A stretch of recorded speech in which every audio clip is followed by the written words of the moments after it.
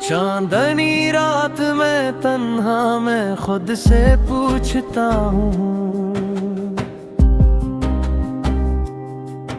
क्यों तू बिछड़ के भी दिल में यूं बस जाती है।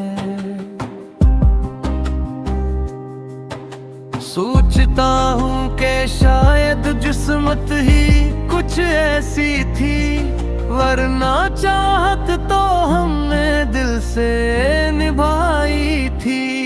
हर मोड़ पे तेरी यादों का धुंध सा छाया है, हर बात में तेरा लहजा अब भी सुनाई देता है।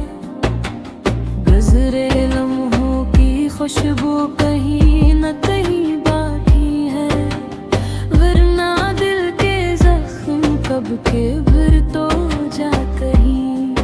तू कहती थी कभी छोड़कर ना जाना हमें, आज खुद ही रास्ते बदल कर गुम हो गई है तू। मैं आज भी वही खड़ा हूँ, वही रास्ता वही हवा, मगर तेरे बगैर हर मंजर अधूरा लगने लगा है।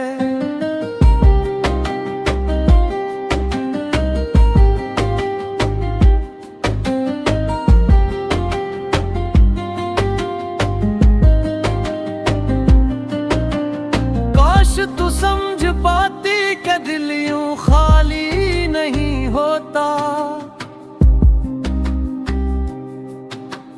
किसी के जाने से पूरी दुनिया बदल जाती है। तू अगर पलट कर देख ले शायद कहानी बदल जाए, मगर वक्त के हाथों कोई पल वापस नहीं आता।